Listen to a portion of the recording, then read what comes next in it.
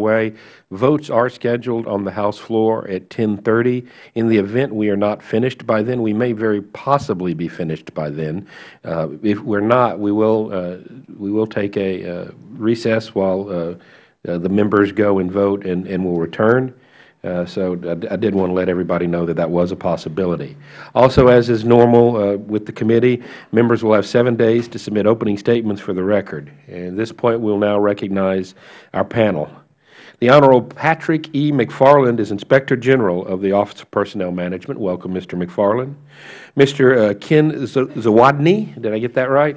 Great. He's the Associate Director for Retirement Services at OPM. Welcome to you as well.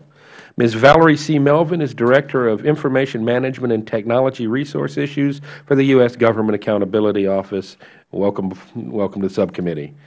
And then we have Dr. George Kettner. He's a founder of Economic Systems, Inc. And Mr. Joseph Bodwine. Did I get that one right? Bodwin. All right, sorry.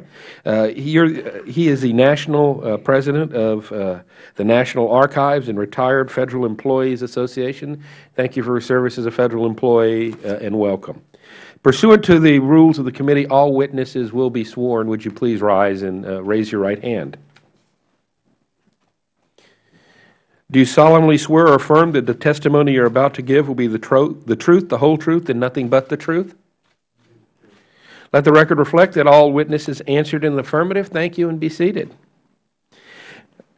As I was saying, we want to get thoroughly to the heart of this issue, where we fully understand it and have fully developed a record that other members of Congress and the public may refer to as we work towards a solution in streamlining our government.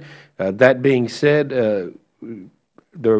our normal procedure is to allow each witness 5 minutes to give their testimony. Your complete written testimony we have and have reviewed. And we ask that you summarize it in 5 minutes. You'll see a little light system in front of you. Works just like the traffic lights you see all around the city. Green means go. Yellow means get ready to stop, and red means your 5 minutes are up. Obviously, we'll allow you time to complete your thoughts. So we'll get underway with Mr. McFarland. You're recognized for 5 minutes, sir. Good morning, Chairman Farenthold, Ranking Member Lynch, and members of the subcommittee. My name is Patrick McFarland. I am the Inspector General at the Office of Personnel Management. Thank you for this opportunity to speak to you. In these 5 minutes, I hope to capture the essence of my written testimony with a brief statement regarding the retirement claims backlog, and then a more in-depth discussion about improper retirement payments to deceased annuitants. But most importantly, I will end by asking a favor of this committee. I believe OPM may be well on its way to eliminating the retirement claims backlog, although the recent news about reductions in retirement program funding due to sequestration may impact this endeavor. Based on the numbers reported, OPM has reduced the backlog 38% in the 16 months since the end of 2011, despite receiving many more claims than expected in 2013. However, I have concerns based on our audit work regarding the internal controls related to the tracking of the inventory, as well as the reduced accuracy rate for adjudication of retirement claims. Nevertheless, it is clear that OPM has made substantial progress. OPM has enormous responsibilities to the rest of the Federal Government. OPM has good, dedicated personnel like Ken Zawadny, presently wrestling with the daunting task of reducing the retirement claims backlog. However, there is another task that requires the same level of attention as the backlog, and that is the improper payments made to deceased annuitants. The Retirement Services' everyday workload has subsumed what were already weak management directives. It has become management by happenstance rather than management by design and leadership. GAO's standard for internal controls in the Federal Government states that management is responsible for developing control activities, which are the policies, procedures, techniques, and mechanisms that enforce management's directives. Control activities occur at all levels and include a wide range of activities, such as approvals, authorizations, verifications, reconciliations, and the creation and maintenance of related records which document execution of these activities. OPM's Improper Payments Strategic Plan is replete with background, root causes, measurements, and goals to be achieved in an effort to curb improper payments. However, what is not identified is indeed the missing link to success. It is full and unwavering leadership commitment to project management with the goal of finally stopping egregious improper payments. Although the OPM employees assigned to this work care and try hard, they do not always have the particular skill sets, tools, resources, and most importantly, the management structure to be successful. If OPM had made an earlier commitment to embrace the concept of a life cycle approach, with careful thought devoted to each step from beginning to end, OPM would have a prescription for effective and efficient corrective action, and we would not be here discussing improper payments. Today, some of our simplest and routine questions cannot be answered by OPM management regarding improper payments. Illustrative of poor project management is the handling of the 1099-R project. The Internal Revenue Service requires that OPM annually send each annuitant a Form 1099-R, which reports the amount of the annuity received during that year. Several thousand of these forms are returned to OPM each year by the Postal Service marked undeliverable. One of our prior recommendations was that OPM should review these return forms in an effort to determine if they were undeliverable because the annuitant was deceased. OPM began to implement this recommendation starting with Forms 1099-R for the 2009 tax year, which were mailed in January 2010. More than 33,000 forms were returned to OPM deemed undeliverable.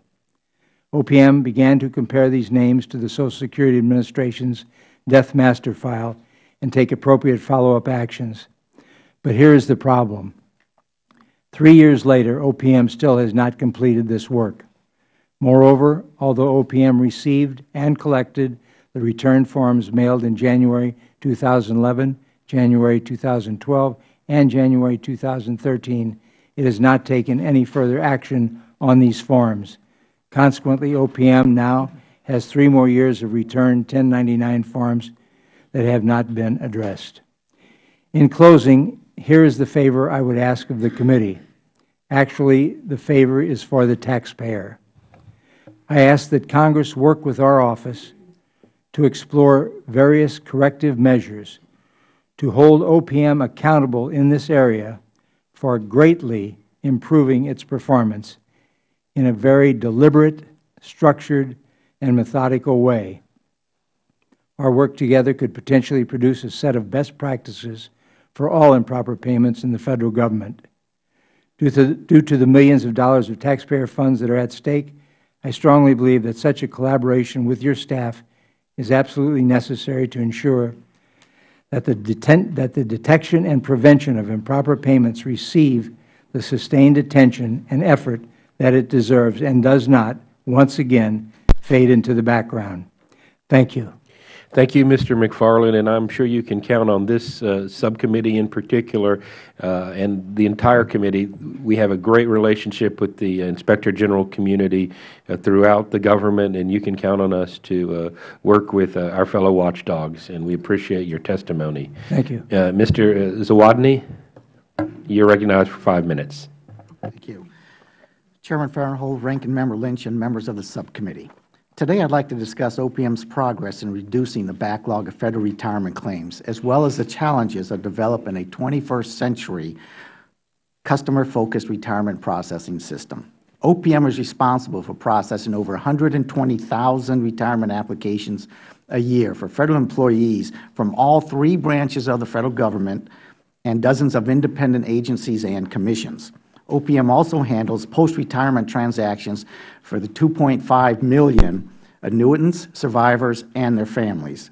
In January 2012, OPM released and began implementation of a strategic plan to reduce the unacceptable backlog of retirement claims and we remain focused on the goal of adjudicating 90% of the applications within 60 days starting in July of 2013.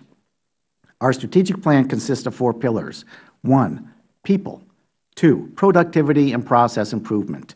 3, partnering with agencies. And 4, partial progressive IT improvements. All 4 of these pillars are in action, and we were able to reduce the claims inventory by 57% and reduce the average processing time for an application from 156 to 136 days last year. However, over the first 4 months of this year, OPM experienced significant increases in the number of applications received. In January through April of this year, OPM received almost 60,000 new applications, approximately 43% more than we received at the same time period last year, and 51% more than we had projected. Still, the efforts of our employees, improved process changes, resulted in a record number of applications being processed during that period. Last year, we added staff to the claims adjudication process as called for in our strategic plan.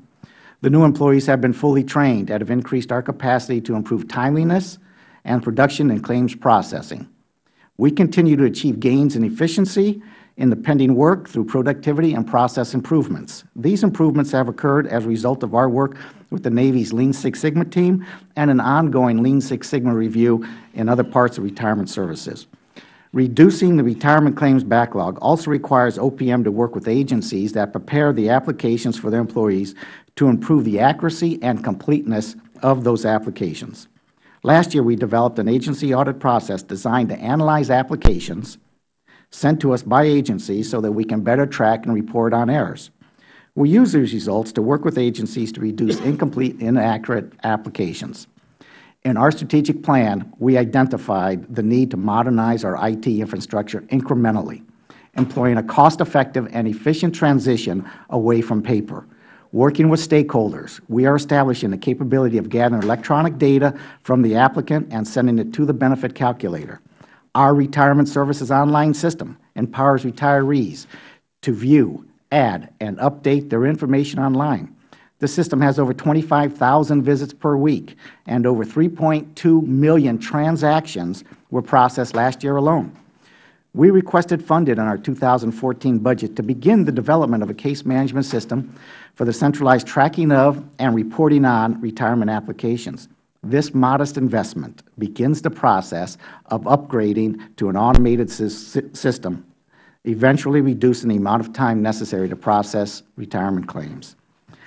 Government-wide fiscal challenges have ramifications for maintaining the progress made in retirement processing, as well as future plans for improvements. Due to sequestration, OPM was required to change some of our business operations for retirement services. At the end of April, all overtime for employees working in retirement services was suspended. Last year, overtime enabled processing of over 34,000 additional claims, roughly 26% of the total production.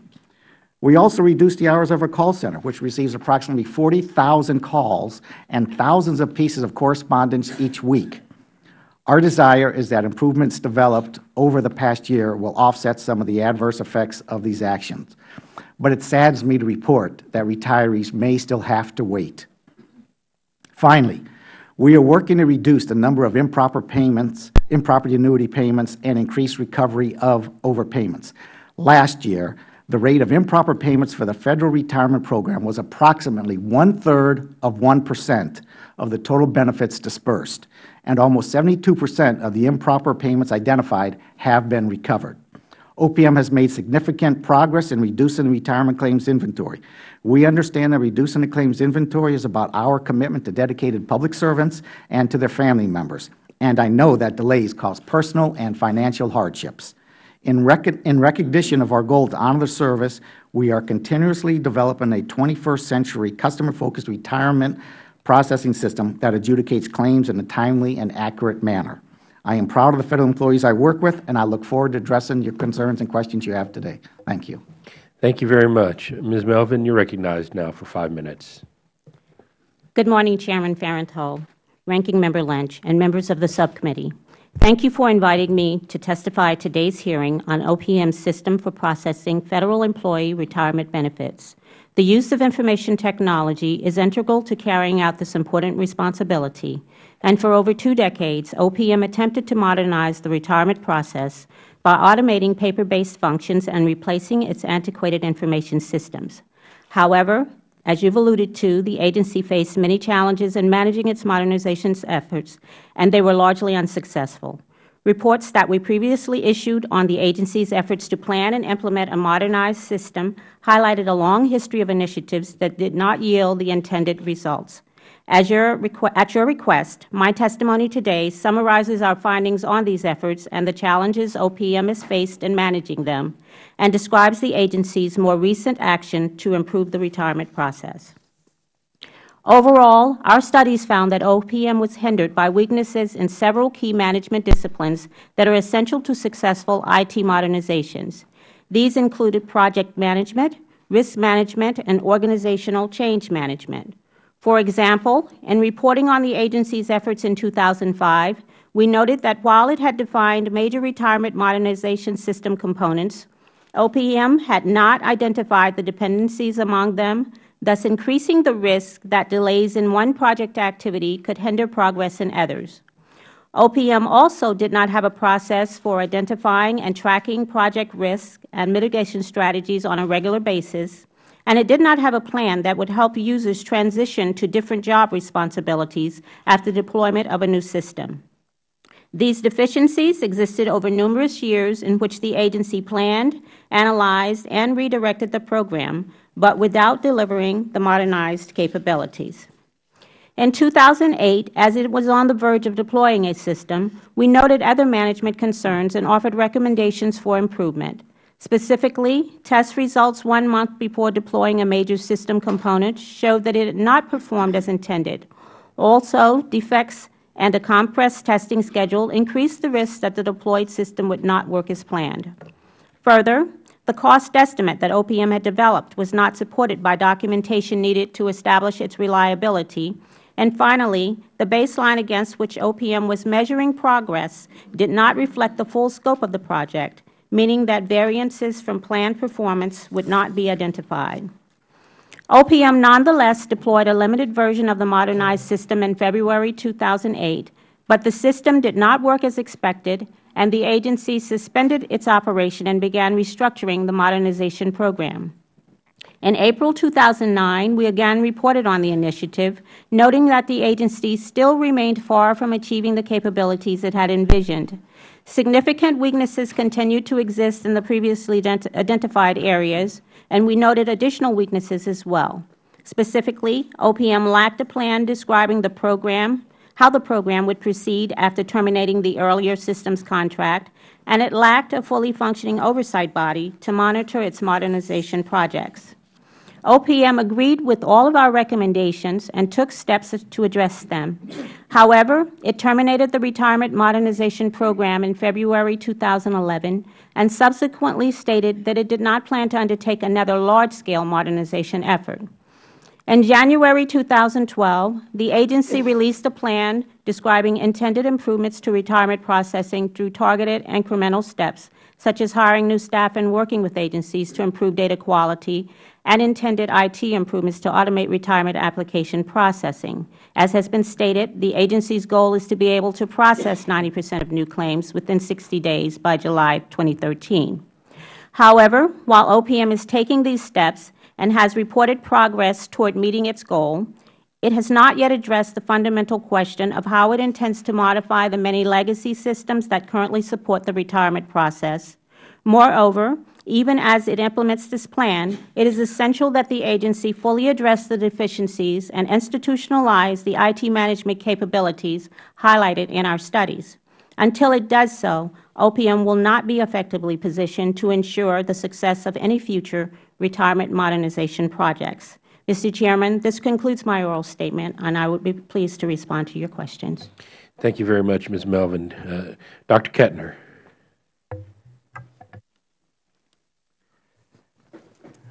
Thank you for the opportunity to appear before the committee on the subject of OPM processing of retirement claims. In order to establish our credibility to speak today in front of the subcommittee, I would like to first describe our experience and capabilities relevant to the discussion. My company, Economic Systems Incorporated, has been in the Federal retirement calculation and claims processing business for more than 20 years and has a long-standing association with OPM and many Federal agencies in connection with retirement claims processing and related issues. Today, we operate a cloud service provider retirement system that services approximately 120 agencies, both large and small, throughout the Federal Government. Our retirement system provides automated tools for case tracking, filling forms electronically, and importing data from agency personnel and payroll systems. Economic Systems provides agencies with tools that facilitate the processing of retirement application packages that are sent to OPM for adjudication using a wizard-like approach similar to how TurboTax works for preparing tax returns. We have a long history working with OPM, which includes developing the original CSRS FERS transfer model in 1985-1986 and the Federal Employee Retirement Coverage Correction Act, referred to as FERCA decision model. We subsequently processed thousands of FERCA cases on behalf of OPM using this tool. We commend OPM for its recent accomplishments of reducing the backlog of unprocessed claims. We agree with OPM's decision to take an incremental approach toward modernizing the retirement system, and we agree with GAO's assessment of the challenges that OPM faces in the pursuit of modernization. What we would like to add to this discussion is that the Federal retirement system is a large and very complex system that requires not only an incremental approach, but a unified design developed in partnership with subject matter experts who truly understand Federal retirement and Federal human resource systems. The complexities of the Federal retirement system affect all participants in the retirement process, employees, agency HR staff, OPM, and those in the vendor community who serve these groups. These complexities increase agency errors in the submission of retirement packages to OPM, causing delays at OPM. Another challenge is that the business processes upon which the current retirement system is built are obsolete, paper-based, and labor-intensive. All of this notwithstanding, we believe that there are near-term incremental opportunities that OPM and the agencies could employ that would enable OPM to make a significant improvement in claims processing from a technology standpoint, as well as managing their workforce. Reviews and audits of the previous failed modernization efforts have focused primarily on the failures of project management and testing. Little or no review has focused on the actual IT design and engineering of the failed effort. The success of systems with enormous business rule complexity is ultimately dependent on the technical design, not just project management. Economic Systems has developed a proven Federal retirement calculator by combining subject matter expertise and adaptable engineering. Adaptable engineering allows the retirement system to accommodate change requirements such as the FERCA rules and regulations. During the FERCA project, OPM vetted the Economic Systems retirement calculator, and this collaboration produced a calculator that was suitable for processing FERCA claims. This was accomplished with a software development budget that was a fraction of taxpayer money spent on past vendors who failed.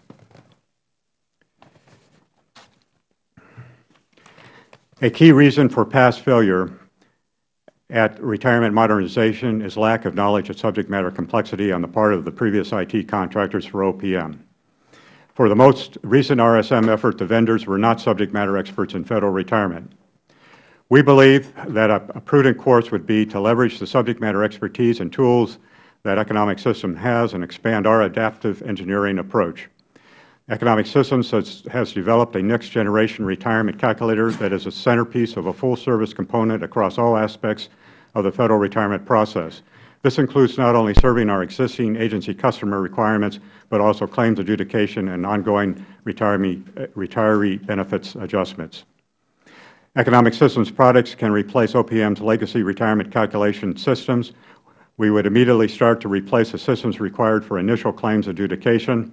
The Economic Systems calculator is not tied to any specific user interface or database and can be integrated into a properly designed larger modernization roadmap. Because so many Federal agencies are using our retirement system, we can readily transfer data electronically to OPM. This alone would greatly enhance OPM's efficiency. With our new calculator in place at OPM, we can incrementally replace other systems for retiree employee processing calculations.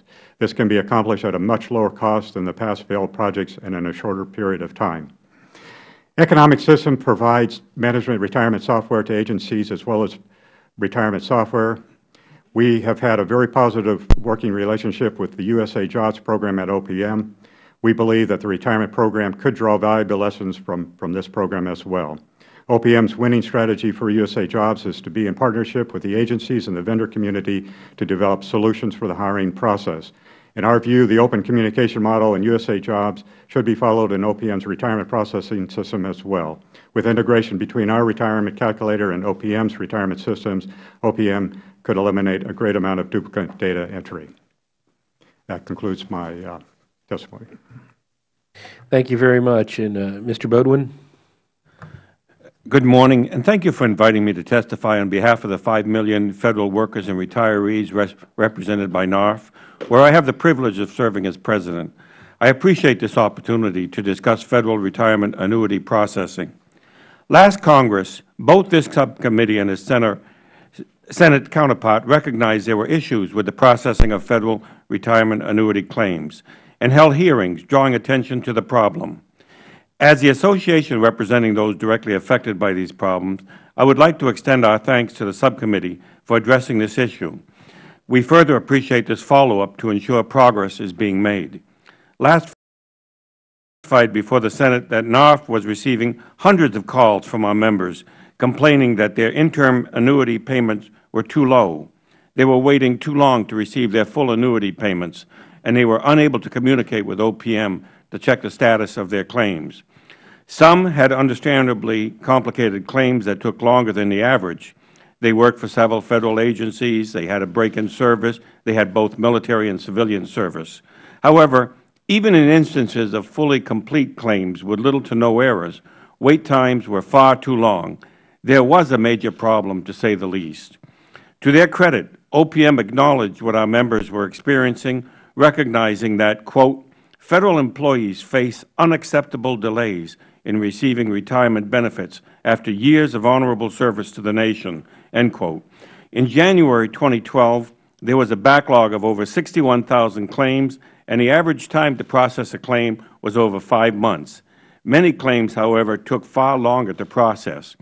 It was in this context that OPM developed a strategic plan to improve the processing of retirement benefit claims, which they released in January 2012, promising to do better.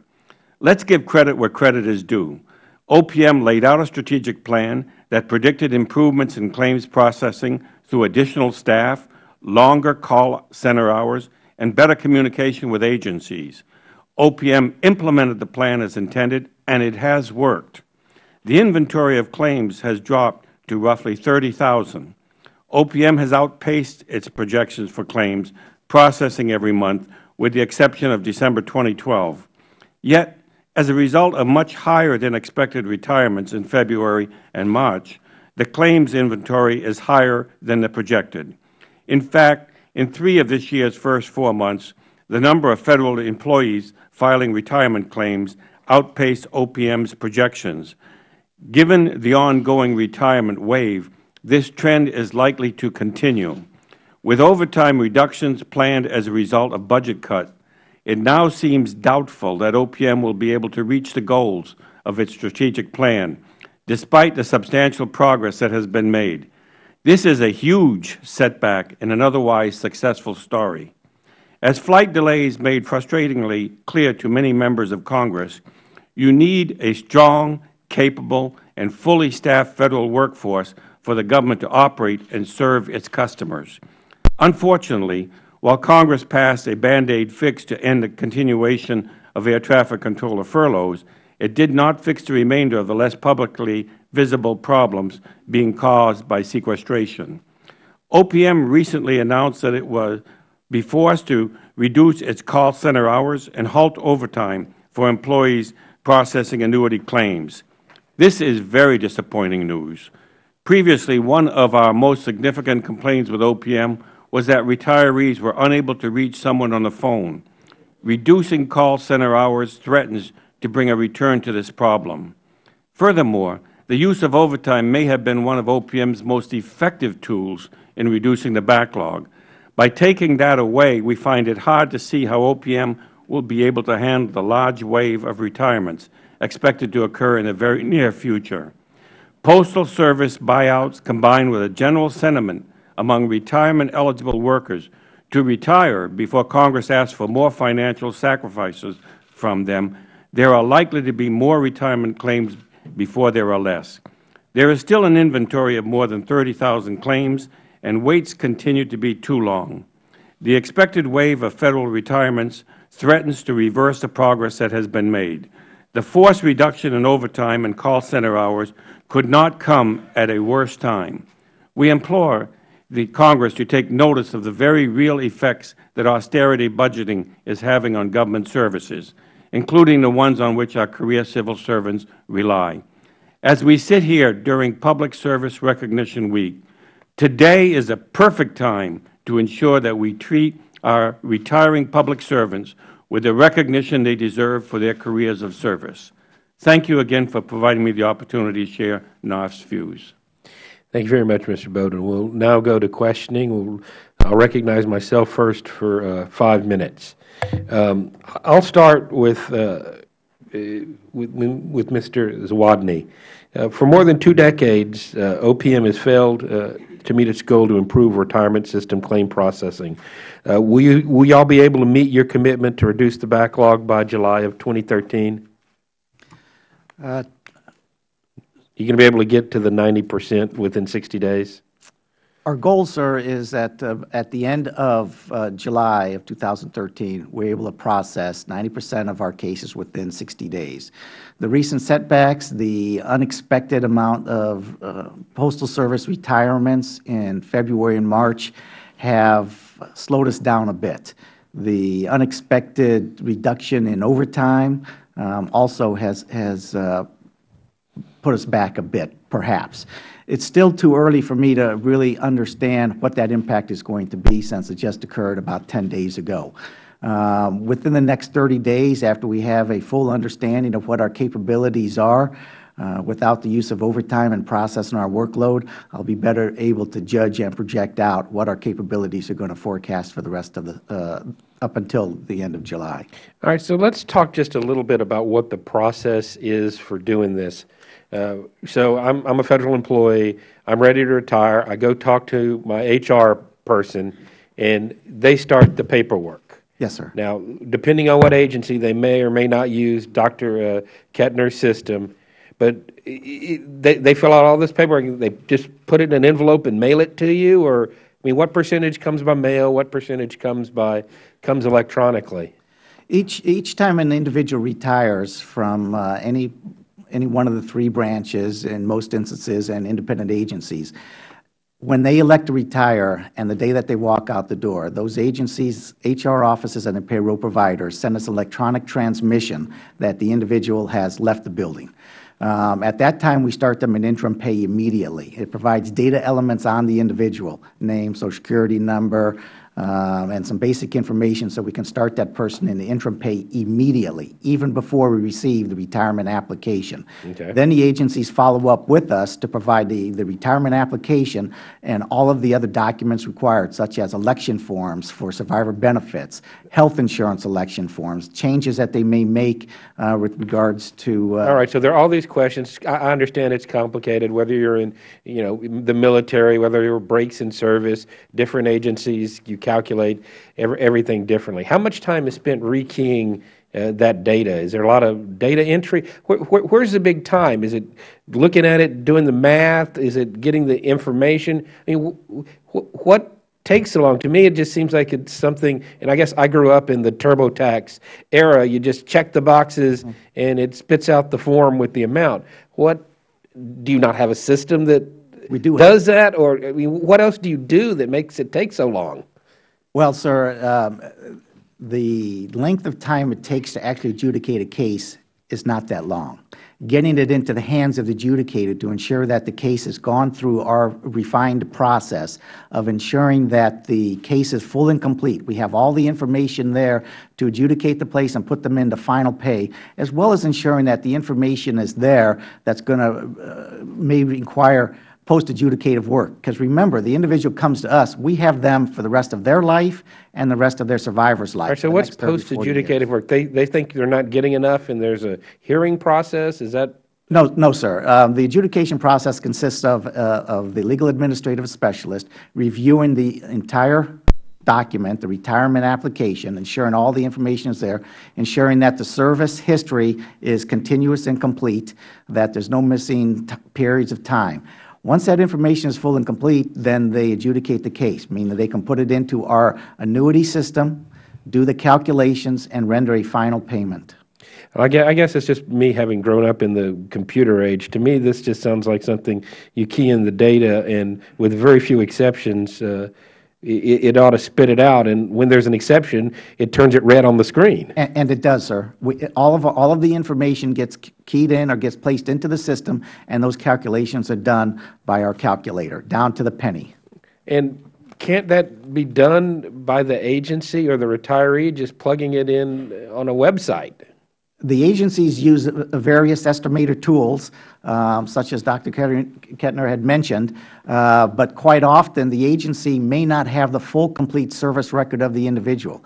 If the individual has moved from different agencies, so who gets you that information? The individual then says, or the retiring agent says, okay, so I'm with OPM now. I'm retiring from OPM. Before that, I was a congressional staffer. Before that, I was in the military. So who gathers all of that? The agency is ultimately responsible for compiling all of that data and information and getting us a complete record of the individual service history. But every time an employee moves from agency to agency, that losing agency transmits to us information about the service and the time that they spent at that agency. And y'all keep that in the database, We have it on I hope. file. Yes, sir, we do. In the database or on paper? Both, sir. It depends. Many of these systems Sure, some of them have been around for a long are very time. old, before the systems were created. So we have those records to refer to. Most of the information is electronic, and we look through our systems to determine if we have the complete service record on file. Well, I'm already out of time. I'm going to go to my colleagues here. I probably do have another round of questioning after we finish. I'll recognize Mr. Lynch now. Thank you. I want to thank all the witnesses for coming before the committee to help us with this work. I'm a little bit concerned. I know we've got a bunch of big problems here, systemic problems. But I did want to talk to Mr. McFarland and Mr. Zawodny about the number of these claims. Excuse me, the checks that are going that are misdelivered. 33,000 returns. Now, how many checks actually go out? This 33,000. What's that a percentage of? I know we got 5 million retirees, but they're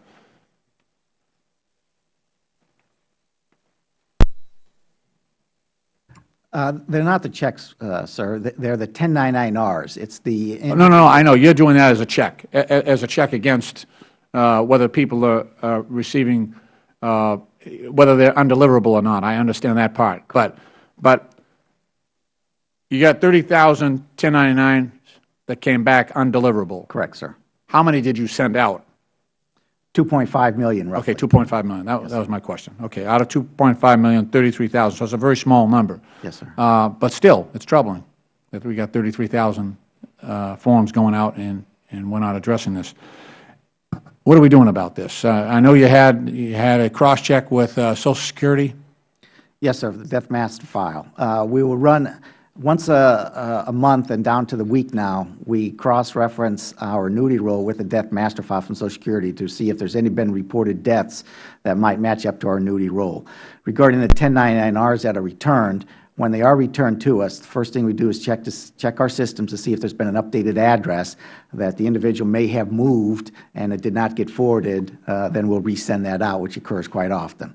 In the case of these 33,000, we have spent roughly 5,500 hours and have gone through all but about 4,000 so far, verifying that the individual has either moved or it was a bad address or some misinformation, and have cleared all of those as not involved in any sort of fraud, waste, or any other sort of discrepancies. The other 4,000, we are still working to verify that where the individual is and what is going on with those.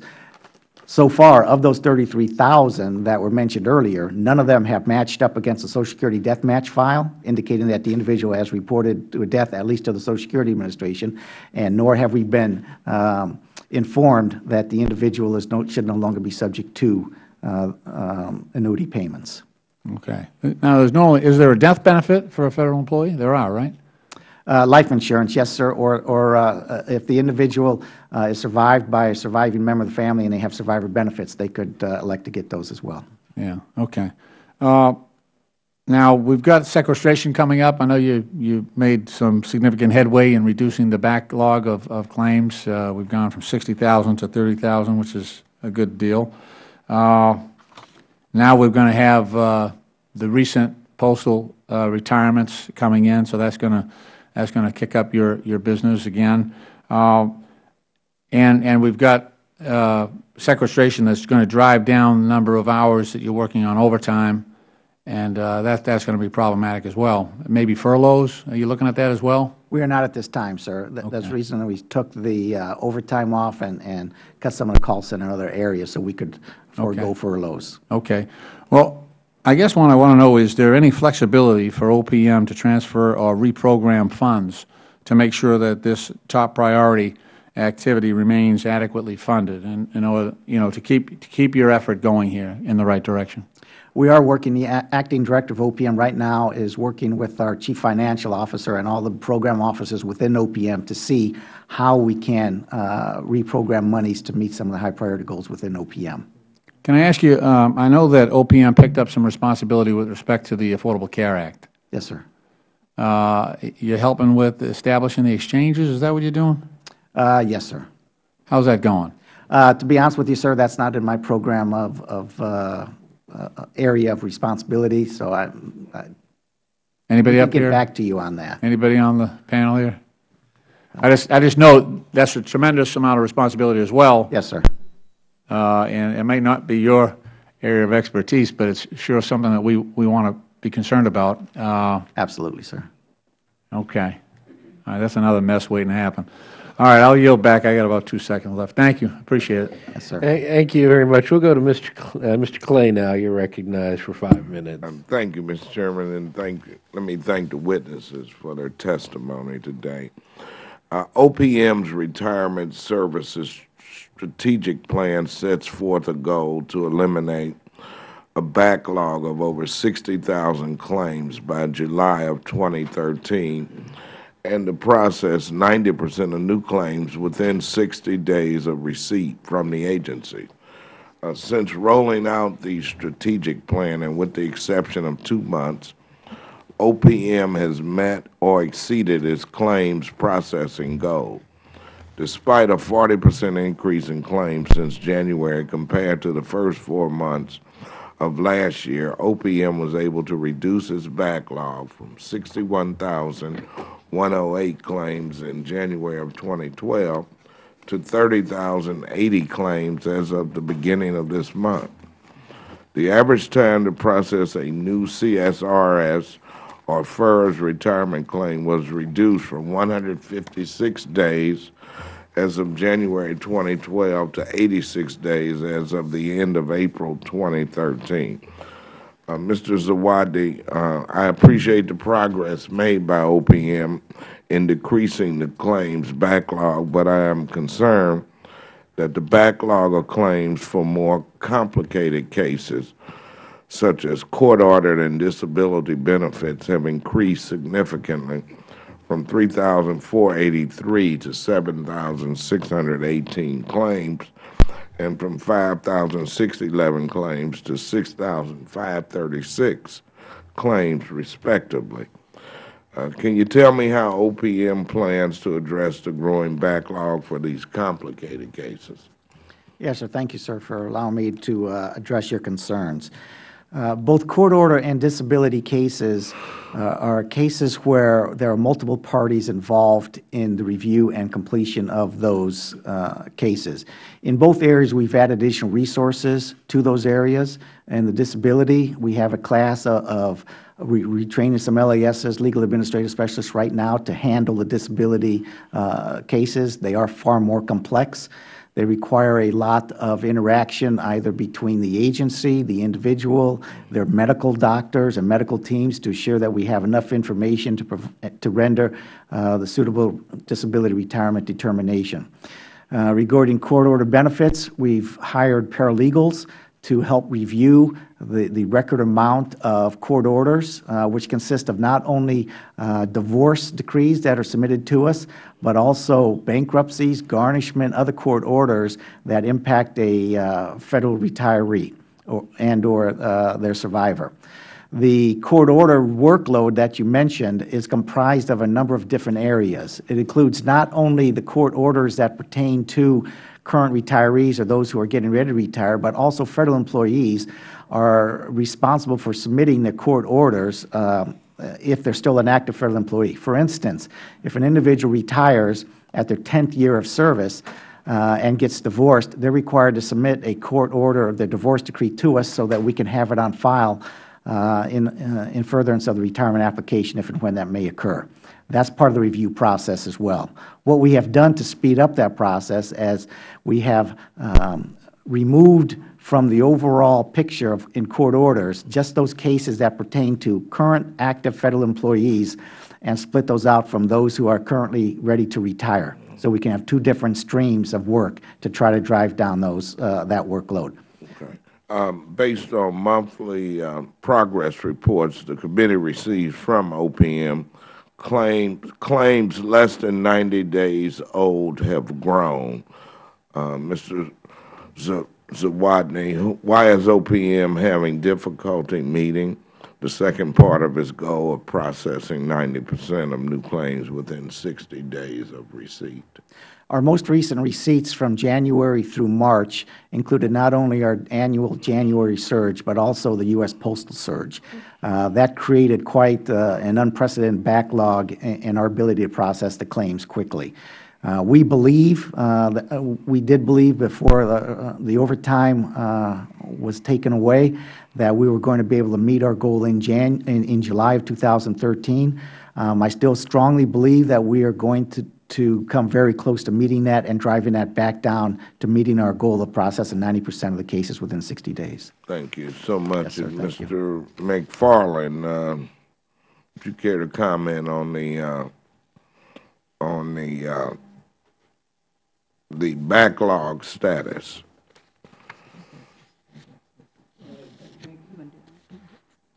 Excuse me. I think the backlog status is something that obviously has been going on for years. And my concern is not necessarily with specifics as much as it is with the overarching operation of the retirement service. There are so many, from our perspective, from the IG's perspective, there are just a carload of frustrations that we have with dealing with these issues. The backlog, as such, is what it is. It's going to take a while to clear it up, and they are certainly marching in the right direction. I don't have much concern that they're not doing the right thing. I think they are doing the right thing.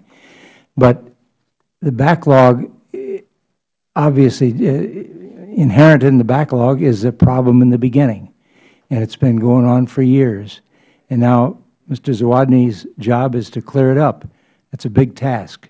It's almost an overwhelming task. But what we're concerned about is the many frustrations and the lack of accountability, the lack of leadership that we see in the retirement system for the many issues that we deal with. And I'd be happy to go over some of them with you if you'd like. My time is up, Mr. Chairman. I'll be happy to give you another minute or so if you'd like to get that question answered. Sure. Is it the sheer numbers, or is it not enough staff? No, I think what's happened here to a great this is my personal feeling. What I think has happened is that this backlog has caused a real problem for the other aspects of retirement services. As an example, the lack of fraud referrals to us. We are troubled about a decline in the retirement fraud referrals produced by retirement services, as well as a lack of timeliness in bringing suspected fraud to our attention. In 2011, the OIG received only 30 retirement fraud referrals from retirement services, but in 2010, we had received 92 referrals. Then on March 19, 2012, we received 30 retirement fraud referrals in a single day. However, in all 30 cases, OPM had identified the death and permanently stopped making annuity payments more than 5 years prior to the referral to our office. The statute of limitations dictates that criminal proceedings must be initiated within 5 years of the government becoming aware of a potential theft or fraud. Because of this delay by retirement services, the cases were no longer prosecutable. Finally, another 25 suspected retirement fraud cases were referred to us by retirement inspections between July 2012 and March 2013, but approximately 80% of these referrals also had statutes of limitation problems. That's a prime example from our enforcement side. Wow. That's a mouthful. Thank you very much. We'll now go to the gentlelady from the District of Columbia, Ms. Norton. You're recognized for 5 minutes. Thank you, Mr. Chairman. I'm impressed with how you've kept your payments, Mr. McFarland, to deceased annuitants at low levels and going down. Before I ask Mr. McFarland a question, let me ask you, given that this particular issue is often a problem for public and private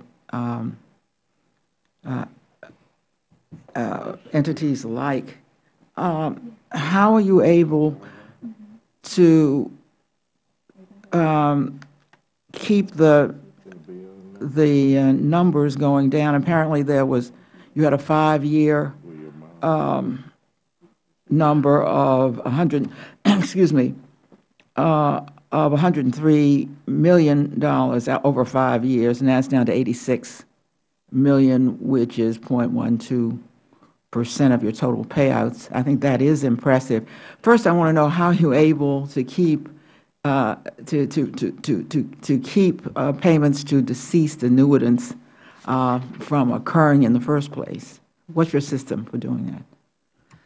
Thank you, ma'am, for allowing me to address your question. Automation matches that we perform in recent years yielded extraordinary results due to the match not being performed in over 20 years. Now we have 4 main contributing factors to driving down the reduction of the number of these types of overpayments and referrals to the IG. 1, we conduct a weekly consolidated death match of the Social Security Administration. We also do a yearly death match file of the Social Security Administration to ensure that there was nothing slipped in after the weekly one had done. The surveys and matches. So you do this match. How does anybody know that someone has died? How do you keep the payments from just coming, period, whether it's Social Security or whether you are the Federal Government or whether you are the annuitants? We rely on family members and others to notify either Social Security or us directly that one of the annuitants. And people do that? Yes, ma'am. Yes, ma'am. Quite often they do that. So there must be a severe penalty for not telling the government or telling the Social Security Administration that this person is no longer alive.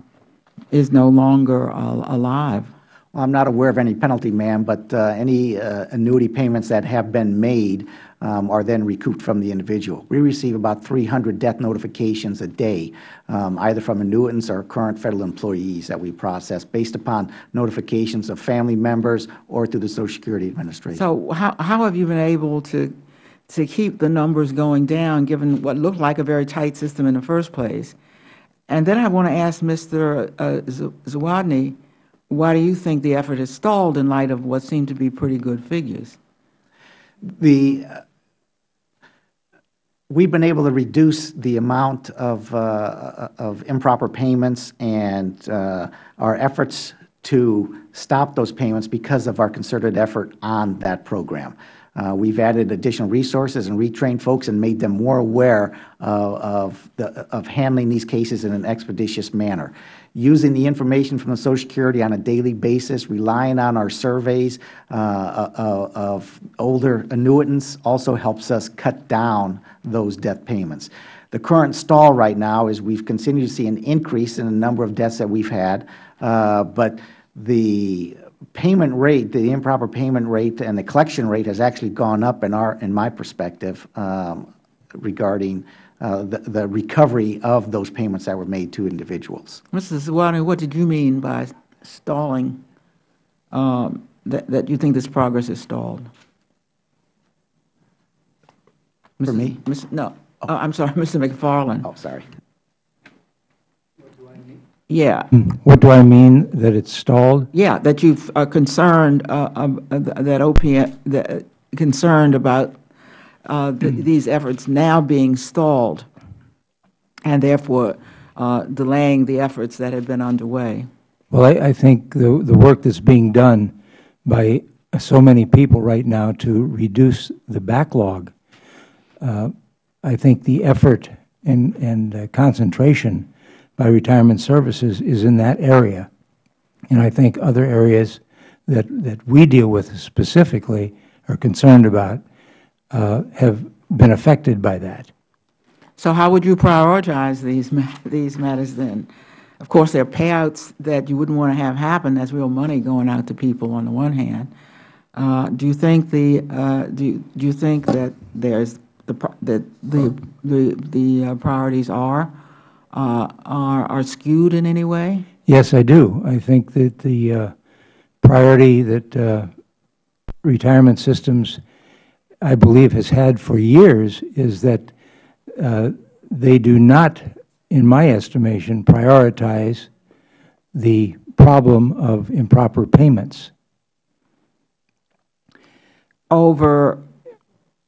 You think it should be the top priority? I'm not saying it should be the top priority, but certainly the person on the street who is out of a job and paying taxes, and other people paying taxes, they certainly would believe that it should be a priority to take care of the improper payments and not waste the taxpayer dollars. Now, granted, a lot of it's recovered, but what does that mean? That means more people are working to recover it, and those people are using taxpayer dollars. Well, Mr. Zawadi, of course, $86 million is not chump change, so that's money going out. I don't know how much of that money does get recovered. Have you any idea? Right now, ma'am, we're at about 72% recovery right now. The monies that we haven't been able to recoup are monies that may have been paid to individuals who have been incarcerated through the help of the IG's office. The individuals may have died themselves after stealing the money from individuals, or monies that we just haven't been able to recoup for whatever reason. Thank you, Mr. Chairman. Thank you very much. I think we've got another few minutes before they call votes on the House floor, so we'll start a second round of questioning. Then when we do have to leave, I'll consult with the ranking member to see if we're going to adjourn or come back.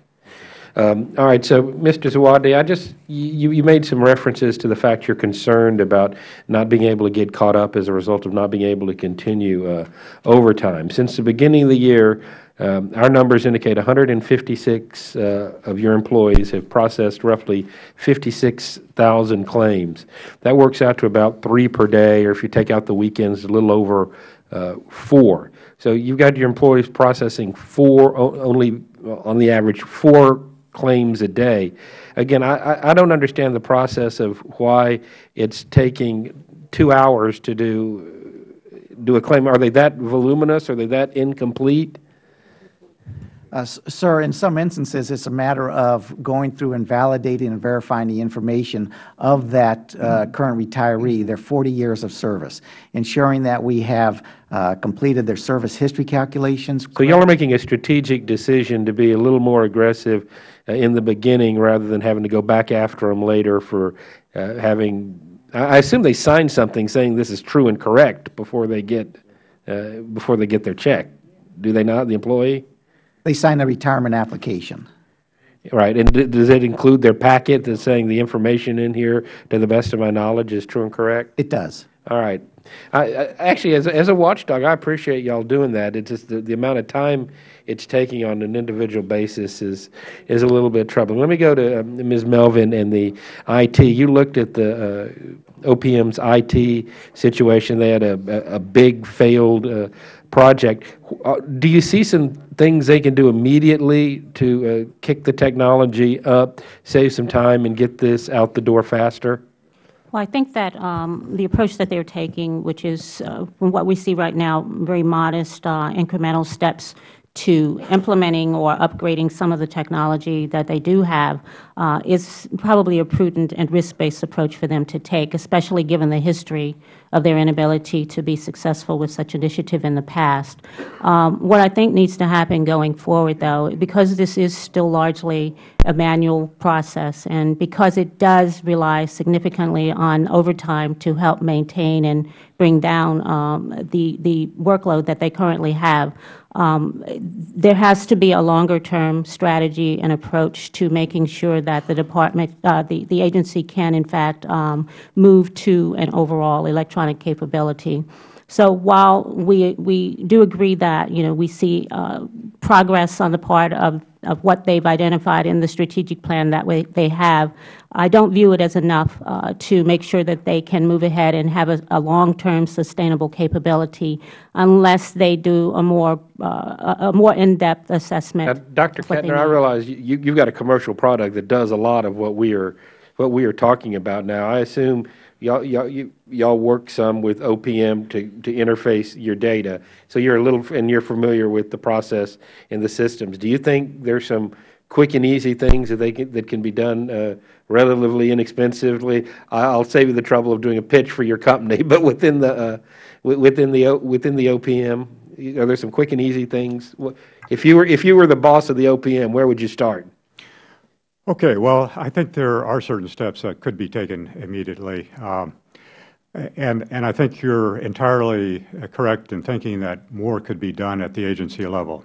That's where the data comes from, and much more can be done. And that's where our work is focused on the agency side. We do have tools that we provide to help the agencies. The Achilles heel in the whole retirement system is getting the service history extracted out of the systems.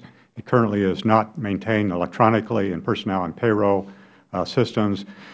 But there's no reason in the world why the data should not go over to OPM electronically.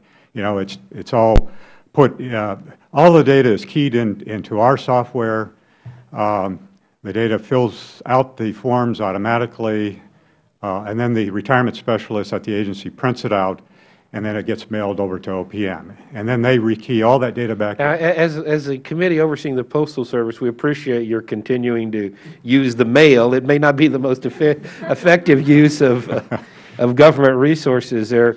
So you think it would be possible then, a good cost-effective would be for OPM to focus on an API where your company or your competitors would be able to send that data in a standardized form? Absolutely. And there's, and a good example where this kind of cooperative partnership is working is on the OPM USA Jobs hiring side. There is very cooperative arrangements going on between my company and USA Jobs and other vendors for there to be data interchanges between the vendor's tool and USA Jobs. There's no reason why this couldn't happen in the case of the OPM's retirement system as well.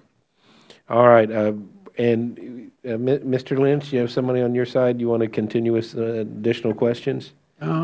Yeah, just a couple. Mr. McFarland, help me with this. Have you looked at the issue of the Affordable Care Act and OPM's responsibility there? I know I had raised the issue earlier in the last round of questions, but I really didn't focus on you. Yes, we have looked at it. We are involved in assisting the agency, but on a rather limited basis. Okay. Well, I remember back when the Affordable Care Act was being voted upon and decided upon, and how this was going to actually work. I raised some concerns that OPM wasn't really resourced enough to handle the tremendous responsibility they were being given. Are you comfortable that OPM can handle their responsibilities with respect to these exchanges? They're going to have to go in and set up exchanges in states where states don't choose to do that? Yes, I believe they're working rather diligently on being able to do that. I have no particular reason to think that they cannot do it. Okay. Okay. And we have, as I said, we've been involved to a limited basis. All right. I'm going to hold you to that. All right. Mr. Bodwin, we're looking at some broad across-the-board cuts here. I know that you've got a pretty good agency-to-agency viewpoint. What do you think about the impending cuts, furloughs, things like that across these different agencies for Federal employees? What do you think the impact of this is going to be if sequestration keeps going as it's currently intended? I think, sir, that you're going to see a lot more people taking early retirement versus those people that would have stayed on for a number of more years. And then it's going to be harder to replace them with the same caliber, the same education, the same expertise that the outgoing people have, because really no one will want to work for the government because of the furloughs, the frozen salaries, the way that the government employees are being treated now, and the way that the public looks at them, that they're overpaid, and all the bad press. So I think we're going to see, as I say, a lot more retirements, and we're going to have trouble refilling those positions. Very good. Thank you. I'll yield back. Thank you very much. Ms. Norton, did you have, or I guess it's Mr. Clay would be next. All right, we timed that perfectly. The buzzers you just heard was the House calling for votes. I would like to thank the witnesses, both for their testimony today and in many cases their service to our government. This committee is the watchdog for the Federal taxpayers, and we want to work with you to be better stewards of the taxpayers' money and combat waste, fraud, and abuse at every opportunity. We will continue to follow this, and I encourage everybody to keep up the hard work. Thank you very much, and we are adjourned.